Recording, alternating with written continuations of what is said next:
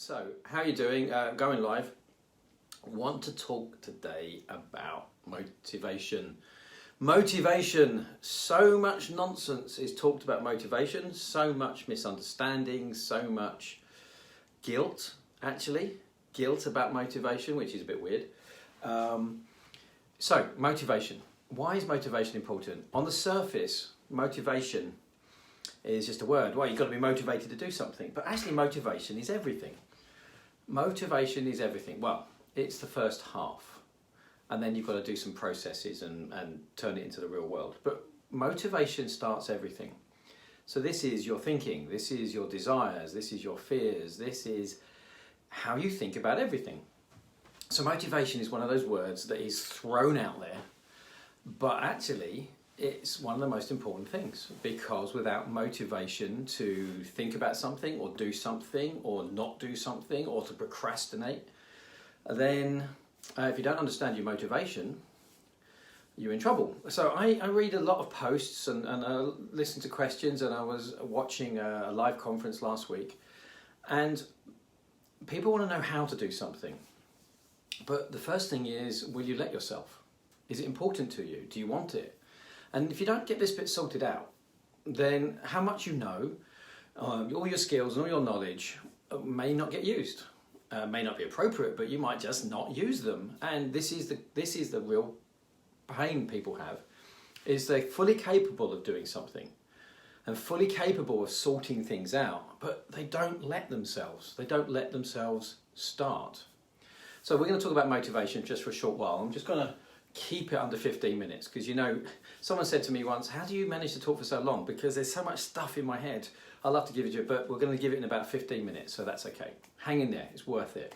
If you want better results, you want more money, you want to have a better life, pay attention to this bit. Okay, so let's get rid of some jargon. First things first, values.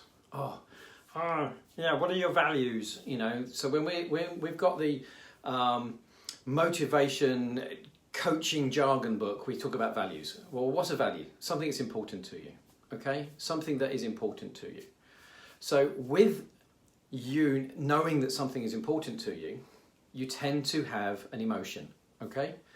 And if you have got two things that are important to you, you get confused. Which one should I do? So you've got two different motivations. So if you have a certain amount of time to spend, you're motivated to do this thing because that's important, but I want to do this thing, and it's like, which should I do? Well, the one that hopefully is more, I say hopefully, is more important will get your time and attention. Same with money, same with energy, same with anything. What is more important to you should be taking your time, especially if you're in business. Or you're a parent with your family. So it applies to everything. So our values are balanced. What is more important? But we don't do this. We don't just look at something and go, I want to improve my business. I want to make more money. I want to change my life. What we say is, I know I should be doing that, but then we go off and procrastinate. We don't do these things. We know we're capable of doing something, but we hold back. So we've got two forms of motivation. Now, when we have an idea, and it's a good idea, or it's an exciting idea, what we do is we go, that's fun, and we get all wound up and we're enjoying ourselves, and it's like, this is really good. And then what happens is, we then go, it's gonna take some work. I'm gonna have to pay some money. I might make a mistake. What will people think? And what happens is, a natural part of making a decision to do something is that you are meant to stop and kill the emotion and doubt and procrastinate and lose your confidence. Nobody tells you this, because all the coaches will say to you, have a big energy, raise your vibrational energy, get more positive, and you can smash through things. Well, that is nonsense, and that's dangerous. And it's so easy to get caught up in wanting to be impassioned by something, and especially if you're in a group setting and you've got someone whooping you up into a lot of energy. That's great for feeling good, because you've got the endorphins running, the dopamine's going, and you're feeling high. But what happens is, at some point, to make a good decision, you've got to bring it down into the world of reality where you do things you don't know what to do, or they take time, or they're boring, and all this sort of stuff needs to happen. And if you're not doing the things in the step-by-step process to make them happen, you don't get the result. But what is the problem with that? Well, you've gone from a high, exciting, fun thing into and often the reality of, this is hard work, it's possibly risky because you've never done it before, could go wrong. It's just reality. And we all should go through that, because if you only make decisions when you're absolutely motivated and pumped up and yeah, we can do this, then what happens is, if you don't stop and think, can I do this? Is this the right thing? You just make a big decision. You sign on the dotted line on something you should never have signed on the dotted line for. So you've committed yourself to do something, and then you do the reality straight afterwards. So if you don't have this stop and pause, you can make really bad decisions. And it happens with fear as well. When we're having loads of fear, and we act without thinking through, is this fear real? Am I overreacting? When we are like that, we make big problems. So when we stop, whether we're getting really excited or we're really fearful, we need to stop and go, hang on a second. And that's when we're meant to lose confidence, when we're meant to procrastinate. Just pause, doubt, and then just examine what we're doing. Now, that's the point where we go, I can believe I can do this. I think I can do this. And that's when we need to believe in ourselves, to say, I have the skills, I want it enough, I can find a ways of doing it, I'm prepared to put the effort and the work in, possibly take a bit of a risk to create real success. And at that point, there is no certainty.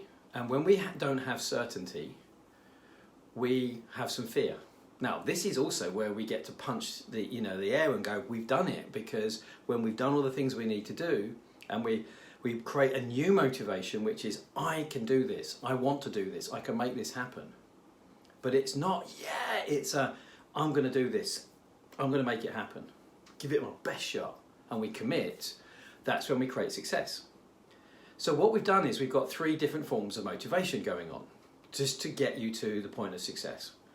The idea, which is like, it's fun. The crash, that's meant to stop you from being all pumped up, so you can actually go, should I do this or not? And then the third bit, which is the not sexy bit, where you don't have total certainty, when you're not going, I can smash this. What you're doing is you're just saying, I'm going to do it. So this is where you put the work in, the effort in, you have the doubts, you overcome them, you have the problems, you overcome those, and then you do this, and then you get there, and that's when you go, wow, I did it. And that's the first time you get real certainty. Now, at the point of evaluating the risk, you've had the pump, then you dropped, that's when most people tend to exit, because they've gone from the high, which is fun, they hit the low, which is reality, and they go, do you know what? I'm not sure if I can do this. Now, 2 things happen for that. There's 2 reasons this happens. First of all, it may be a bad idea and you should exit. Think it out again, go back and have another idea. But if you go and have another idea to make yourself feel better, so you take away from the fear of taking the risk and putting the work in and doing the boring stuff, what you're doing is you're sabotaging your real results, because you're trying to make yourself feel better. You had the feel good, you've had the reality. Let's go back and think up another idea, or have the same idea and just dream about it. So this is when people dream about stuff, but they never execute, because when you're in the dreaming about the idea, it's good. You get loads of endorphins. Now, you're not actually doing it, but it's a nicer place to be in this bit where you have to go, this is reality. So the people who get through this are the ones that have a vision of where they want to be. They want the result, they want the reward, they want the money, they want the lifestyle, they want the pride, they want the whatever it is. And they say, I am prepared to do the work and find the way and overcome the obstacles, and I'll get there. And this is why I like working with entrepreneurs, because entrepreneurs have a higher level of that than most people. But anybody who says, like athletes, or anybody who says, I want to be good at this, I'm going to go to classes, I'm going to learn how to dance, and I really want to be able to do that. They have that desire, whatever your vision is. So when you have that vision and you go, I want that, I will be prepared to then come up and deal with this and move forward through this uncertainty, through this trial and error, through all these problems, and you'll hit the result. Now, as I said, how am I doing on time? Whoa, better hurry up. So, as I said, the natural exit point is when we hit the low, and the natural good exit point is when we realise we got a bit carried away by our emotions, and what we say is, this is not a good idea. Either we are about to solve a problem that's not really a problem, so no, I don't need to buy that thing because I can find an easier way, or we've had a great idea and we're really pumped up, and we go, that's still not a good idea. We exit and go, let's think of a better idea. But this is the problem, and it's a twofold problem. That when we exit, because we don't want to feel bad, and we don't want to feel not as good as we did when we were having fun coming up with all the dreams, what we do is we exit and cycle back round and have more ideas and have more ideas, more ideas. And when you doubt yourself, or you believe you're going to be judged, or you're going to be criticised, or you're going to lose all your money, or you're going to mess up your kid's life, or whatever, by taking this step forward to real success, then if you fear that too much, and 40% of people, by their past and their conditioning, they have an overprotective mechanism, overprotective survival mechanism, that when we then stop and go, let's think this through, it says, nah, it's too risky. So even though it's a viable thing, even though you could do it, even though you know you could do it, this bit says, I'm going to ignore that. I'm going to give you so much fear of you taking a step forward.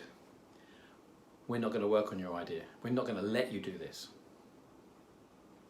So it's a natural process of doubt to make a better decision. But when we don't allow ourselves to do what we really can do, and we know we can, but won't allow ourselves because of fear, it's because 40% of people have an overactive survival mechanism that at this point will sabotage pretty much every one of your ideas. And this costs people a fortune. Fortune in money, fortune in wasted time, and a fortune in just wasted lifestyle enjoyment. So there's a natural mechanism of helping you trying to make a good decision, and sometimes you should exit. Sometimes you should say, this is not a good idea. It was fun to invent it. It was fun to believe in it, but actually it's not a good idea. But if you keep doing this over and over again, it's usually because we have an excessive survival mechanism of saying, I'm going to make you feel better about yourself by not allowing you to make this step forward. So I'm going to protect your money, I'm going to protect your self-worth, I'm going to protect your ego, I'm going to protect you from people saying that you're wrong. And well, 95% of the time when I'm working with clients, they do this because something they learned way back when they were kids. Way back when they were kids. They got criticised, they got judged, something happened and they tried to cope with it. So it's an accident that triggers this evolutionary thing about survival to say, I won't let you go and do the thing that you're actually capable of doing because it's way too dangerous. But it's got nothing to do with what you're doing now, because it was invented 10, 20, 30, 40 years ago. So what is really holding you back? Because what this will do is it will justify all the reasons. It'll give you, say, oh, it's not the right time, or I haven't got the right money. But I tell you what, all the people who make things happen have the desire, have the goal. They know it's a little bit of a risk. They know that they're going to have to do some boring stuff. They know they're going to have to find things and work out ways of doing things that they've never done before, and they don't know how to do them yet. That's normal. But their desire to achieve allows them to say, okay, in reality, I think I can do this. And they will go and do it. But the people who don't have got a mistake in their brain that's trying to protect them too much. And that's the reason why. So hopefully this is useful to you. I think I'm done. Whoa, 15 minutes. So I'm going to go on, ask you questions, tell me what you think. I will come in and answer questions on in the comments. Buzz me if you know this is you. If you're fed up with doing it, buzz me and we'll have a chat. But one last thing. If you've got this going on, trying to make you survive, the one thing you won't be able to do, permanently anyway, definitely not permanently, is try and build up this desire and motivation. That's why coaches will tell you, build your why, have a high vibrational energy, build up your determination. And do you know what really annoys me when I hear it? It's almost passive-aggressive coaching that says what's wrong with you for not having the drive to force through your problems. And that really annoys me because it makes people feel guilty too. And I hear it all the time, this passive-aggressive guilt from coaches that what's wrong with you for not pushing through this. And on top of this conflict of desire versus this, people absolutely feel terrible. So be careful you don't get a passive-aggressive coach who sort of like hints that you're not good enough because you can't force through this, because this is a survival mechanism and it's hyperactive, accidentally hyperactive. And a hyperactive survival mechanism will not be squashed by your desire to earn more money and have a Porsche or whatever, and doing your morning formula. It just will not, because it's trying to stop you from dying. That's the mechanism. It's inappropriate, it's an accident, it's over the top. So you need to solve this first. And if you've got this foot on the brake because of this getting in the way, you need to turn this off first, then your natural drive will come out and you'll allow yourself to decide whether your project or your goal is the right thing for you. So hopefully this is useful to you. I'll answer comments, ask questions, tell me if you're watching it on repeat. But motivation is key, because if you don't get your motivation sorted out, you can't use your skills and talents. So people think they need more skills and talents, but if you've got skills and talents you're not using, you've got to fix this problem first. Give me a shout if you need to.